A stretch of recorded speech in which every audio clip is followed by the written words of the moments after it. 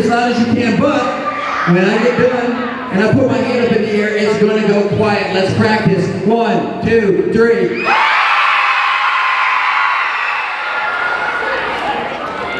That was decent. Let's try that one more time. 1, 2, 3. All right, perfect. I'm going to introduce you guys to a very important person. I just got done having lunch with her, and I can assure you, for the majority of lunch, I was bragging on how amazing the students and the teachers are here at Murphy Middle School. And I know Miss Engelking talked to you during lunch, and we're going to show you exactly what I was telling her. Got it? Got it? All right, here we go. Miss Miller is a Harvard graduate, an internationally known coach, author, and speaker on the topic of grit, goal accomplishment, and their connection with happiness. She is recognized as one of the world leaders on this research and how it can be applied to one's life for maximum transformation and growth. She has been a pioneer for almost 3 decades with her groundbreaking work in areas of change and goal accomplishment. She's appeared on many television and radio programs around the world. She has been featured in U.S. and international magazines and newspapers. She works with groups, companies, and individuals all over the world, and she's here in Murphy today. We're excited to have her speak to you, to all of us, about her areas of expertise because we can feel she can help us live happier and more successful lives. A big thank you for the MMS PTA that they could get Miss Miller here today. Go ahead and give her a round of applause.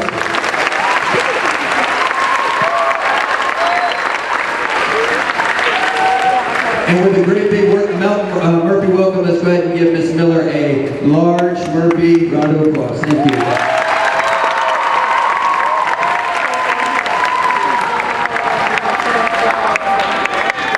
Can y'all hear me? Okay, I gotta hear that scream one more time. I've never quite heard that. One more time. 1, 2, 3.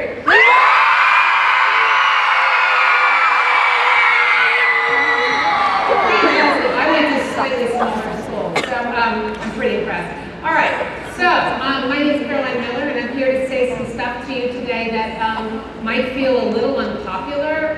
It might hurt your feelings, but I'm here because I believe the buy-in for the change that has to happen is going to start with you all. I think it's going to be easier to convince your generation that we really need to change than it is maybe to convince some slightly older folks, as in parents, teachers, community at large. So I need your buy-in, but you're going to hear some good news and bad news today. So I'm going to start with a question. How many of you heard about the Pittsburgh Steelers football player who threw out his kids' participation trophies a couple weeks ago? Okay, so I'd say a healthy number of you. How many of you would think I'm a bad mother if I told you I did the same thing? Aww. All right, I have some work to do here. Okay, the reason it made national news when James Harrison decided to give back his young boys' participation trophies, the reason why it hit the national news and we talk about it on CNN and everywhere else for a couple of days, if not a couple of weeks, is because it is emblematic of what is facing our society right now, and it's really not good what's happened. This participation trophy culture has created a bubble wrap generation. And we're seeing really bad consequences as you go through the life cycle. And now I'm doing a lot of interviews for my next book, which is on the topic of grit, which is what everyone says is missing from the youth who are coming up. And it's because you were born into this culture. And it's not your fault. It's not your fault that this is being criticized because you were born into it. But what I do need you to do is understand what's going to happen to you if you don't change. The participation trophy culture has created massive problems, and you will pay quite a steep price as you get older, particularly as you enter the working world, because the real world out there isn't going to give you participation trophies. And I will show you what is happening as a result of this. So what we're saying now is, Houston, we have a problem. We are seeing that the current set of young adults is fat, slow, anxious, depressed, and unable to get through the day without getting a reward of some kind. I work with CEOs and leaders at a variety of companies around the world, and one of them recently told me that if she had to stand in front of the sales force at her company one more time and hand out gas cards for people making 3 phone calls, which is part of their job, she was going to put a fork through her eye. So that's the bad news. The bad news is that your generation is really suffering.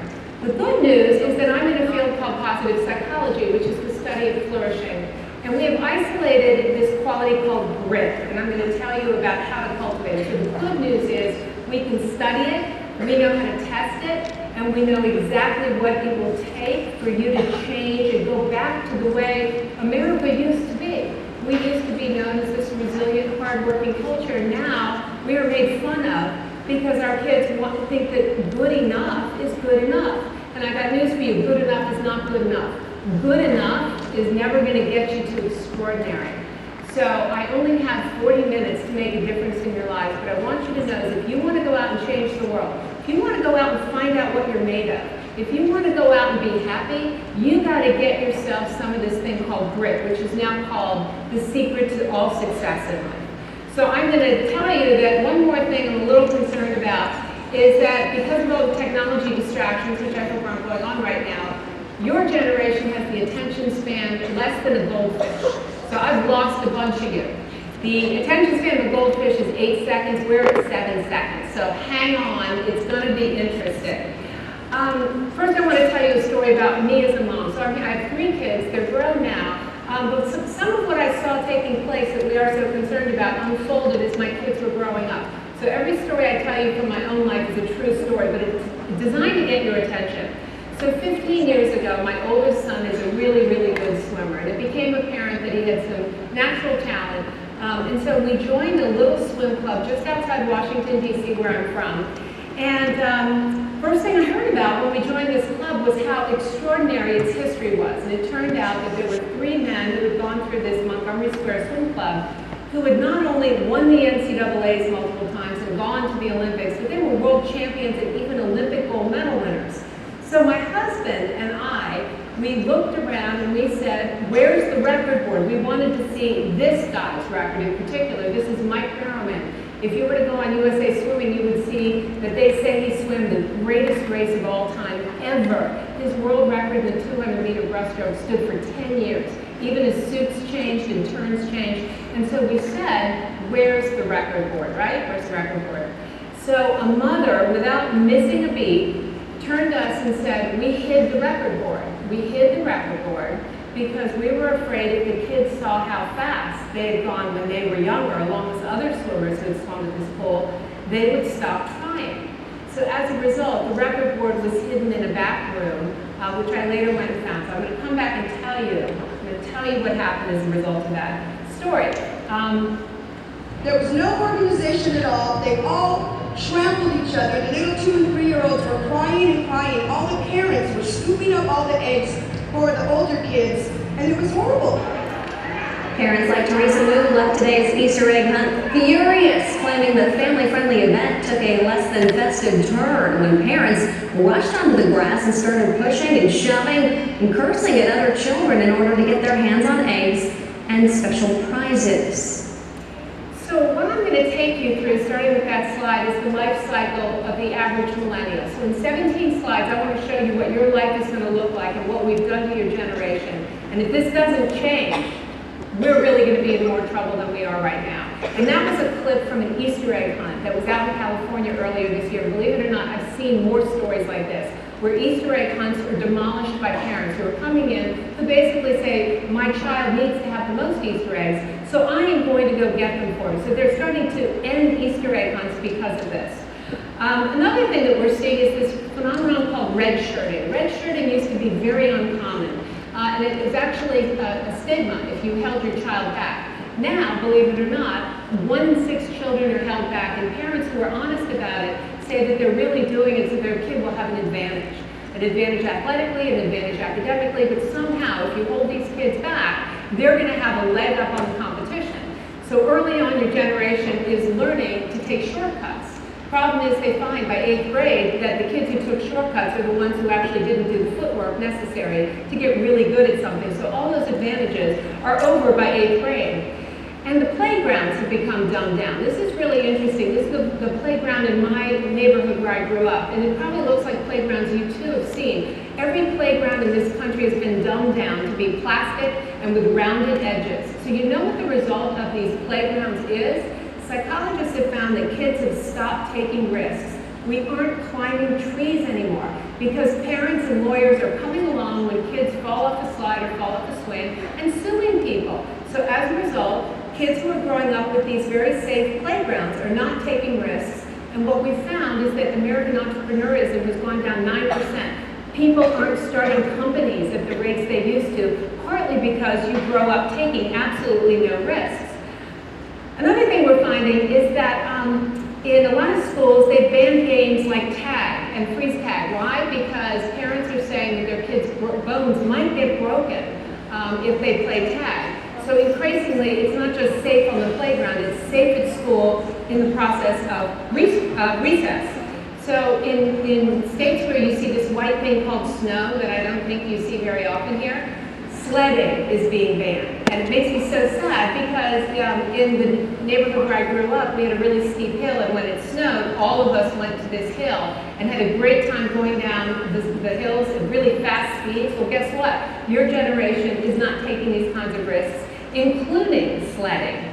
And in their infinite wisdom, in my state of Maryland, one of the things that the Maryland Department of Motor Vehicles has decided is that parallel parking is now too hard.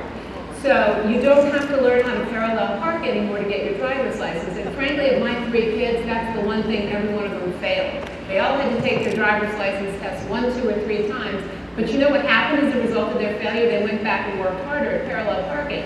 Not anymore. Cars will park themselves, we're being told. So you don't learn to read maps because of GPSs. You don't need to learn how to spell because of spell check. And now you don't have to learn how to park your car anymore. One thing that we're seeing in athletics that's really interesting is that the average runner and male marathoner of this generation is 44 minutes slower than previous generations. Why is that? It's because as we've grown up with this self-esteem parenting movement, which was well-intended but has turned out to only create narcissists and sociopaths, is that everybody got the same trophy, whether you ran for 4 minutes, 14 minutes, or 4 hours. As a result, good enough became good enough. And so now at elite levels of marathoning and even swimming, what you're finding is that kids don't know how to push through discomfort. So the average marathoner competing for us at the international level is 44 minutes slower than previous generations. And it's led some US racing officials to say, we don't have running competitions in this country anymore. We have parades. Witness this run. This is the most popular running race in the country right now. It's called the Color Run. And guess what? There are no times. Nobody gets a time because times hurt people's feelings. So what you do in this race is you run and they throw paint on you. So that's the most popular run going on right now. And in academics, it's very common, the instant gratification part. And so after you have the color run, you also have, because it's too hard to run, you have what's now called the instant gratification race. This started in Philadelphia, it's spreading across the country. It starts and ends in 1 second.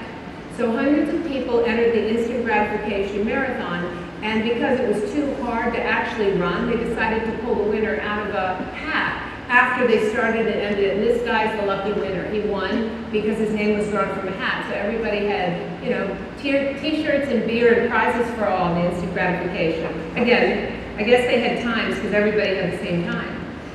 So in academia, one of the things we're finding early on is that kids have to have everything made easy. Math made easy, phonics made easy, reading made easy. As you get older, Excel for dummies, Word for dummies, Outlook for dummies. And so nothing is supposed to be hard. If it's hard, somehow you have failed. So it starts very young. You start hearing about these things called math made easy. So because we don't want to hurt your feelings as you get older, what we're finding is it's too hard to pick valedictorians. So in June this year, a small town in Ohio decided that it wasn't one valedictorian, it was 222 valedictorians. So 222 people got the same award because it was just going to be too difficult to pick one. We're also seeing this thing called grade inflation. And as I go around the country hiring, interviewing people for my book on who they're looking for in the workplace, who do they want to hire, who are the captains of industry looking to fill their companies, they're not looking at your GPA so much anymore. Why? Because everyone gets an A. If you don't get an A, or God forbid you get a 95 or a 90, your parents are going to get on the phone and they're going to call the school. Some of them are, and they're going to complain. So everybody wants the easy A. Consequently, employers have caught on to this, and they don't look at your GPA as much as they used to, because they're basically interchangeable. It's like devalued currency. There's so much money out there that the dollar bill doesn't mean anything anymore. And I went to Harvard, as you heard, and the average grade at Harvard is an A-, which is ridiculous. There is worse than A- work, but this has become a consumer environment where parents and people who are paying schools are demanding grades to match what they think their children deserve. What's also fascinating is that since the 1960s, it's been found that kids' fund of knowledge is not bigger or better than it used to be. What has changed is that the kids think they're smarter. They think they actually know more than they do. And it's even been found that students who believe that if they show up in a class and just do the reading, that should be good enough. That ought to get you a B, which is pretty extraordinary if you step back and check this against reality. In college, what we're seeing is this thing called microaggression. Microaggression was started by a variety of lawyers and parents who said that their children were too fragile to hear viewpoints that didn't agree with their viewpoints. So what we see now in college is pretty unbelievable and pretty awful. Professors are dumbing down their reading list to only have books and movies and discussions that are so politically correct and so G-rated that nobody's feelings get hurt. It's actually been found that students who feel wounded or unsafe, if a discussion of a book includes anything that they didn't grow up hearing, anything that they don't agree with, they can file protests against professors, and those professors are losing their jobs. So my daughter graduated from Brown University last year, and this is what happened when she was there, and this made the New York Times. So Brown University, which is an Ivy League school with a lot of apparently intelligent kids, was bringing in two sides of a debate to talk about a topic. And there's two sides to everything, by the way. If you're going to learn critical thinking skills, you have to know it's not just this view, there's this view as well, and you might as well consider it so that you can come up with your own opinion. So some students decided that it was too dangerous to have this other viewpoint come on campus. They petitioned the university, and they said that they would feel wounded and unsafe as 20 and 21-year-old adults if the other side of this discussion came on campus. The administration created what they called a safe room, where dozens and dozens of adults, young adults, went during this debate where, and I'm not making this up, where they had constant loops of frolicking puppies, Play-Doh, and chocolate chip cookies. Now, how did we get to this point? We got to this point because we decided to dumb down so many things before these young adults actually got to college. So we're calling them the bubble wrap generation. They can't hear anything that they don't agree with.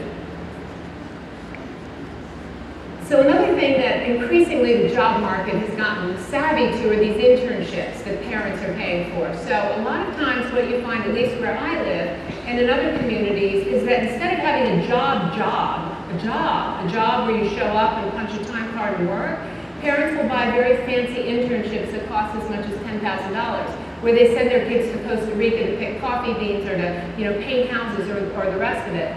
So I was talking to the head of the American Enterprise Institute, and I was doing an interview, and he said, listen, Caroline, we got a problem here. We get 5,200 resumes every summer. We have 180 slots, and we're trying to figure out which kids are quitters.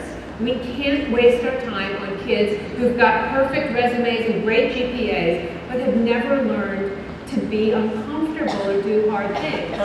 So he said, we looked for kids who did sports early in the morning, like swimmers and rowers, or kids who were in sports where there were no cheerleaders, so they did it just because they liked it. We're looking for kids who had paper routes. Increasingly, kids don't have paper routes. We're looking for kids who actually had chores in their homes. Chores are good for you, by the way. The minute your kids tell you you have chores, they're really loving you up because it's going to pay off, and there's plenty of research on that. And then the last thing he said is we also look for kids who grew up on family farms. And you know why we look for kids who grew up on family farms?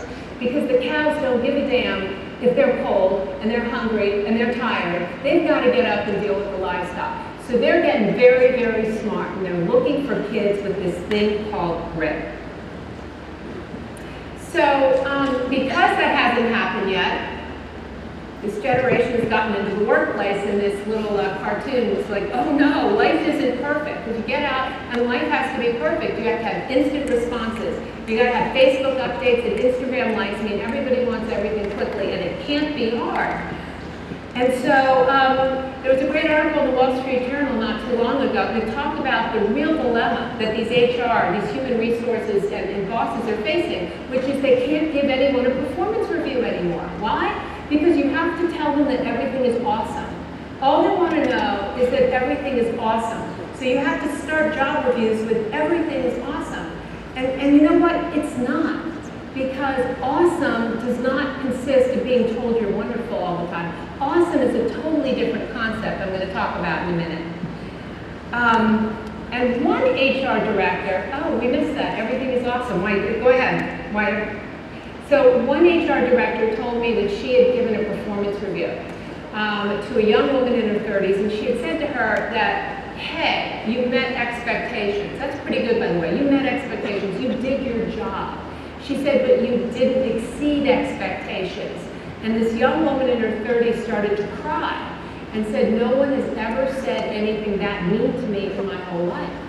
And so it's treating people with kid gloves, and yet this is not going to make America great. If we have a workforce that can't be given performance reviews, can you imagine how excellent the work is going to be? So as a result, this generation, they cannot sit with uncomfortable feelings.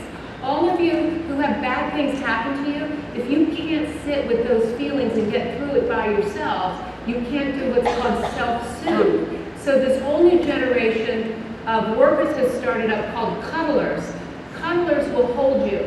You go in their office, they will hold you for $90 an hour. And so increasingly you see adults going into offices where someone holds them. Why? Because they've never, ever, ever learned to deal with criticism, failure, or rejection. So what that's led to is this national deficit in what we're calling grit. And this is what I've been studying for the last 10 years since I went back to school and got a degree in positive psychology.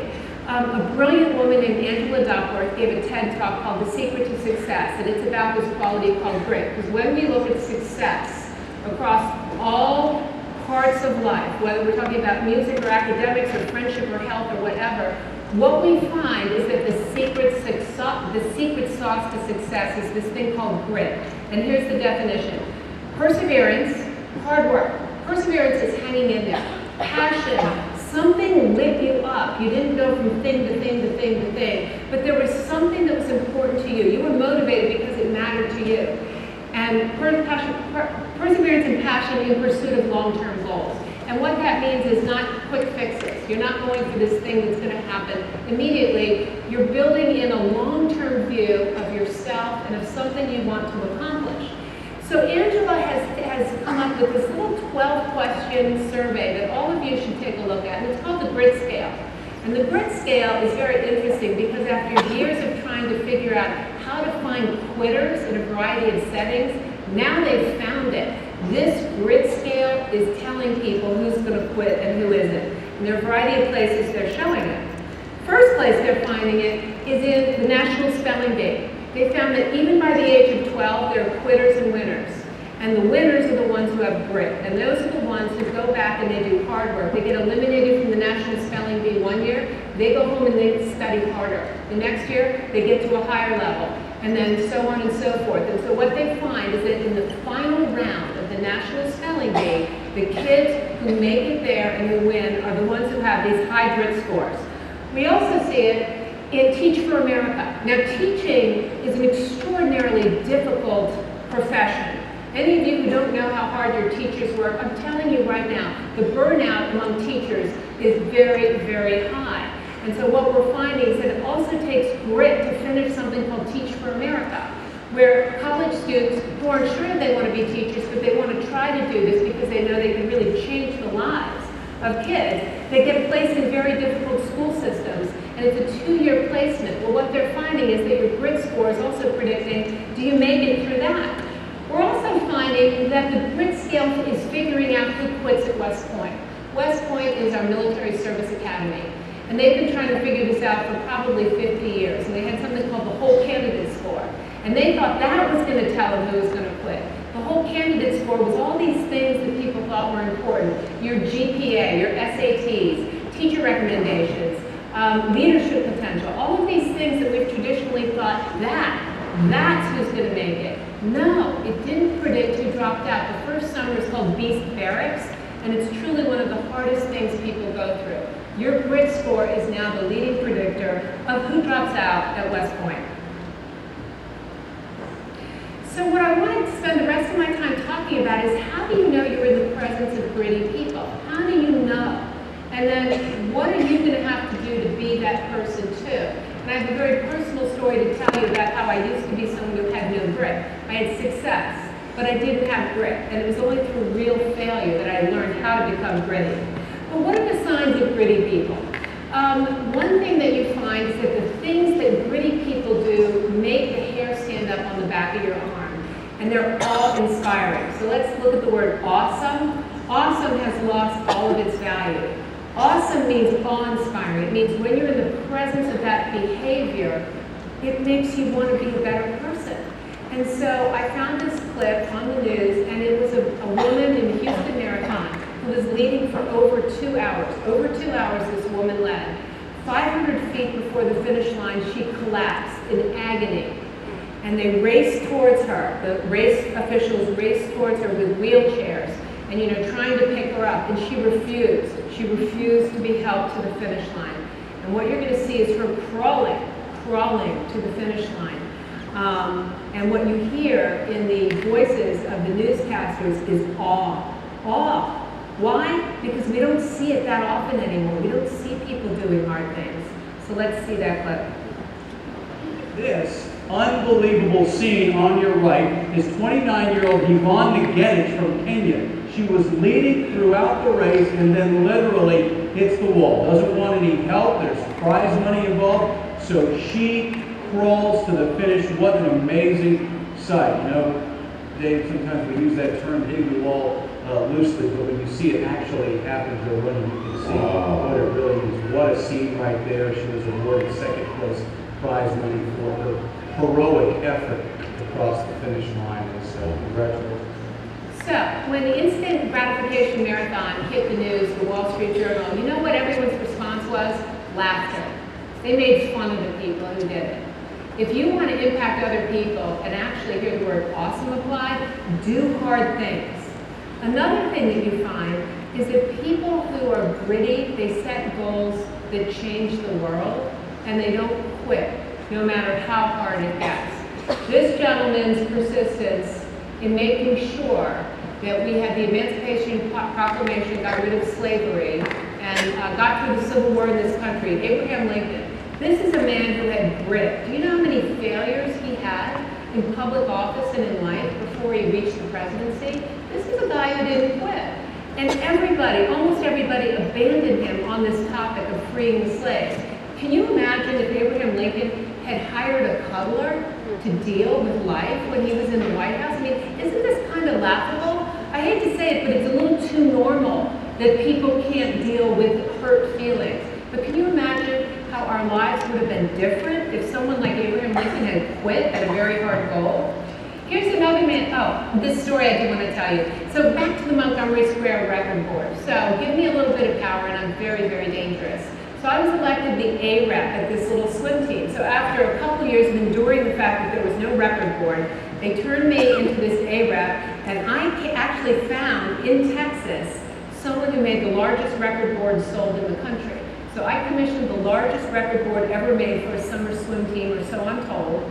I brought the 3 amazing men who had set all these records, brought them back to the pool. I embedded their pictures in this record board, and I had a ceremony, and hundreds of people showed up, and we dedicated it. And so, flashback to these parents saying the kids aren't going to try very hard. If you have a record board, it's going to discourage them. Oh my God, it's just such a bad thing to make things so hard. It's going to hurt their feelings. So what I saw happen was this guy named Ben Gordon. So he would pull a chair up. He was about 17 at the time. Pulled a chair up and he would sit in front of the record board. He would just stare at it. He would just stare and stare and stare at it. And his mother would say, "Oh, Ben, stop looking at the record board. You'll never get it. Those are too hard." Which was clearly one of the most negative people I'd ever met. But one day, Ben said to me, "Mrs. Miller, I think I could get one of those records." And I said, "What do you need me to do?" And he said, "At our next home meet, I'd like to try to get it." So about a week or two later, we had 7 timers on Ben's lane. He wore a fast suit. I was the announcer of the swim meet.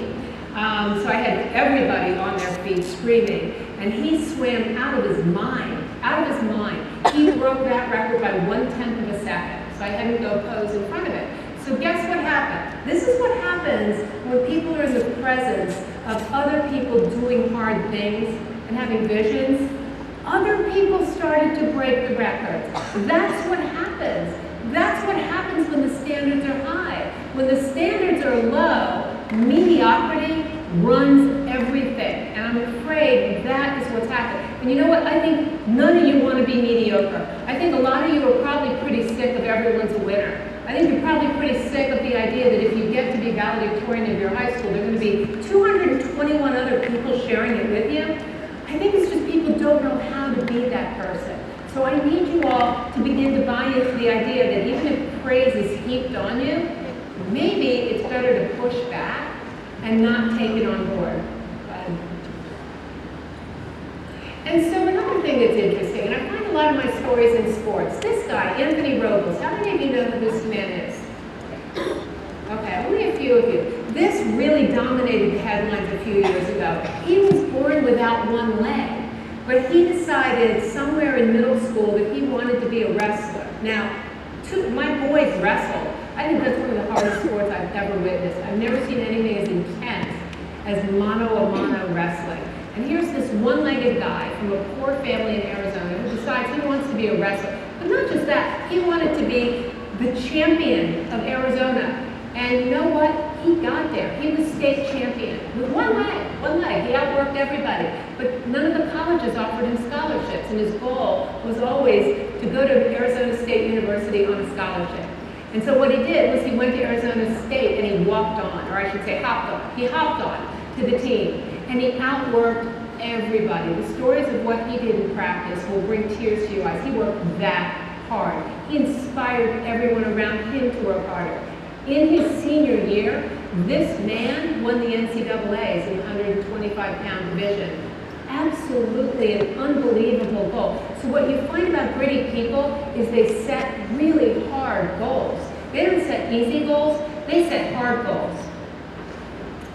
And how many of you have iPhones or iPods? Okay, do you know that none of you would have any of those things if this guy had quit? He failed at so many things. How many of you heard of the Lisa computer? Oh, okay. Well, guess what? It was a failure. A lot of the things Steve Jobs did were absolute failures. He was even fired from Apple before he came back. So what you find with gritty people is they take failure as a way to try harder. And I believe your principal told me a story at lunch about how his 8th grade report card caused him to decide to become a scholar and work harder. That's what gritty people do, is they don't run from failure, they embrace it and they say, what do I need to do to be better? So why do I talk about the benefits of failure? Simply because failure meant a stripping away of the inessential. I stopped pretending to myself that I was anything other than what I was, and began to direct all my energy into finishing the only work that mattered to me. Had I really succeeded at anything else, I might never have found the determination to succeed in the one arena where I believed I truly belonged. I was set free, because my greatest fear had been realized, and I was still alive, and I still had a daughter whom I adored, and I had an old typewriter and a big idea. And so rock bottom became the solid foundation on which I rebuilt my life. You might never fail on the scale I did, but some failure in life is inevitable. It is impossible to live without failing at something, unless you live so cautiously that you might as well not have lived at all, in which case you fail by default.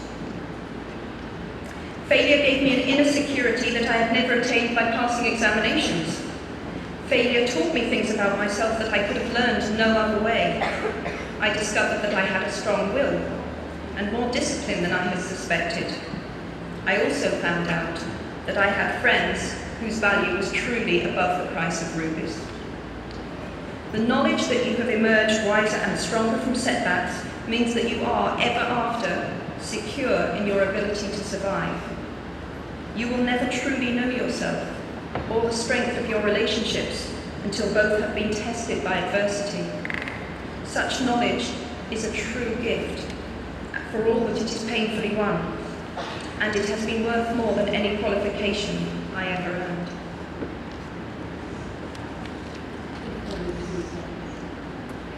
So that was J.K. Rowling. So how many of you have read Harry Potter? Okay. So that happened to be my 25th reunion from Harvard, and I was sitting right 10 feet away from her. And it was one of those kind of situations where I did feel goosebumps on my arms because she was talking about failure after failure after failure. Truly, she failed at everything. She failed at marriage, she failed at jobs, she failed at volunteer work, everything. And she said I had nowhere to go but up because I had this little boy named Harry Potter in my head who would not let me alone. One more. So can you imagine the world if she had just been a quitter? No, she had grit. So let me tell you about why I'm so passionate, particularly about this. I know you can cultivate grit. It is not reserved for special people. It is not reserved for Olympians. It is not reserved for those people. It's for people like you and me.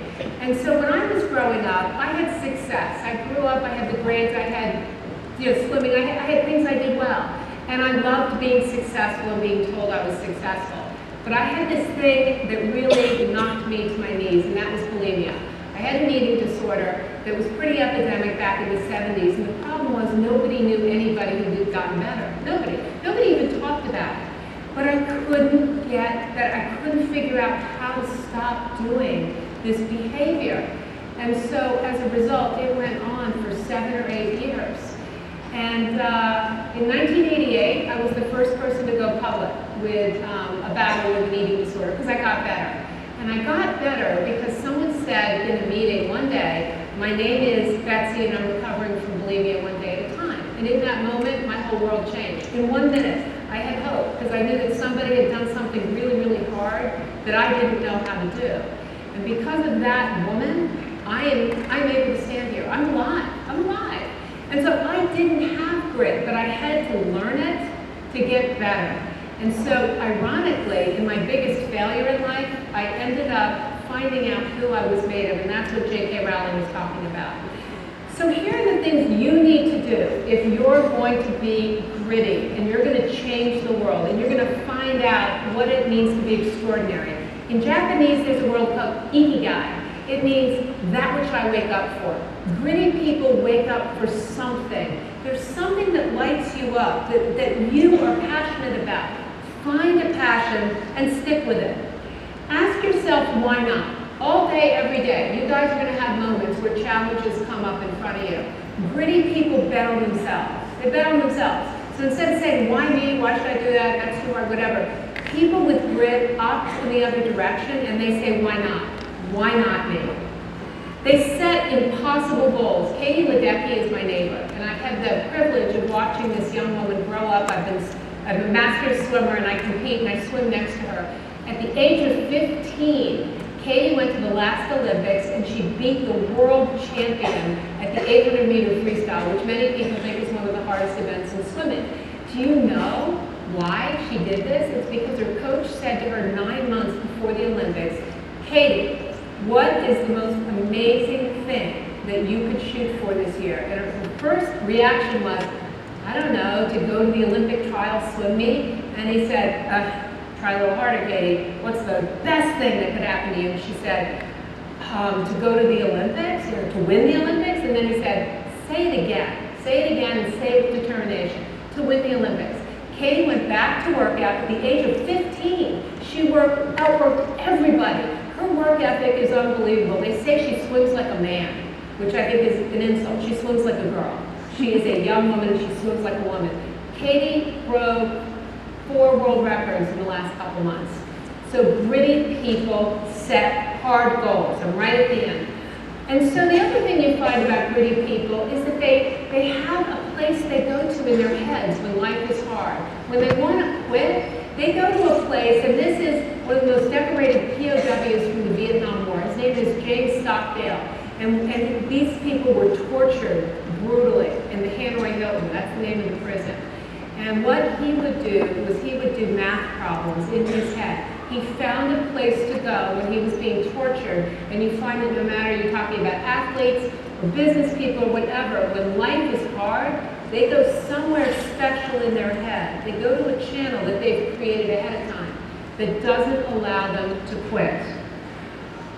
They play against private schools like Vanguard College Prep in Waco, and it was before that recent matchup that 2 Vanguard players announced they weren't going to play against a team with no fans. No one likes playing in an empty gym. But isn't that supposed to be a good thing for you? You don't have the other fans cheering against you? I guess, but it just seemed weird, you know? It just didn't seem right. So, before their home game against Gainesville, Hudson Bradley and Ben Martinson asked some of the Vanguard fans for a favor. To cheer for Gainesville instead. The Gainesville players had no idea what was happening. They walked onto the court to find their own signs of support, their own cheerleaders, even their own fan section. Half the crowd was assigned to cheer for Gainesville. But then as it went on, everybody just kind of got so into it. Nobody was cheering for you. Everyone was cheering for them. I mean, every time they scored, the gym was just lit up with cheering and clapping, and everyone was on their feet. This is not what I've ever seen sports be.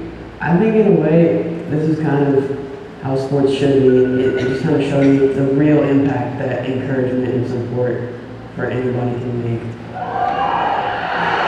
Hudson says we all need someone to believe in us. We all need someone who knows our mistakes and loves us anyway. And for that, the Gainesville players can't thank those boys enough. It's something I won't forget. When I'm old man, I'm just gonna think about this. I'll remember it for the rest of my life. The reason I show you that clip is because it's been said that your generation and those older than you have been overpraised. And I think that's true. You have been overpraised, and you all know it. On some level, you know it. However, what you find with gritty people is they show up for other people. They support other people's goals. And this touching story about this Texas high school that basically decided to cheer for a team where the parents were all in prison or couldn't get to the games, changed these people's lives. I mean, do you see what praise in the right context and the right dose can do for people? When you get too much of it, it's meaningless. You get it when it matters.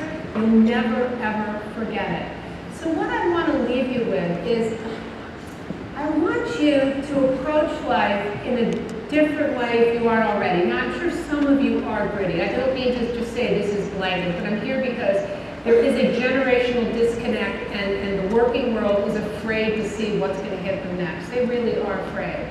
So the few things I really want you to think about is to set hard goals. Every single day, wake up to hard goals. The happiest people wake up every single day to hard goals. Clear-cut, hard goals. When you don't get something, don't ask your parents to bail you out. If you don't learn it, don't give up. There's something called the power of yet. It's been found that kids who say to themselves, I didn't get it yet, I didn't reach it yet, actually try harder, become more creative, and get where they want to go. And pursue excellence, but pursue what's extraordinary. With these goals, don't settle for mediocrity, don't settle for good enough. And then there's one last thing you can't do, and I'm going to show you a 90-second clip that says it all, and this is from a commencement speech at the University of Texas last year. The former head of the Navy SEALs, 36 years, was talking about the 10 ways that you can change the world, and these are the things that they taught in Navy SEAL school. So above all else, this is the last thing you can't do. When life is hard, this is what you cannot do. Finally, in SEAL training, there's a bell. A brass bell that hangs in the center of the compound for all the students to see. All you have to do to quit is ring the bell.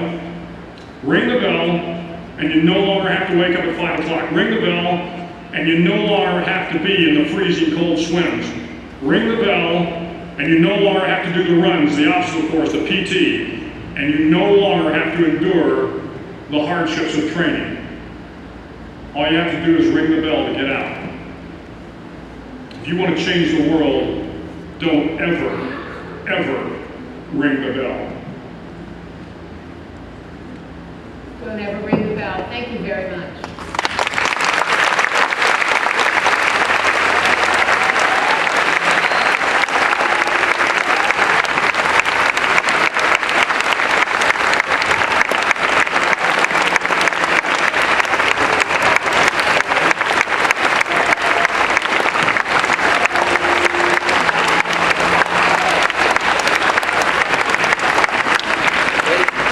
Ladies and gentlemen, one more time, louder, louder, louder, round of applause.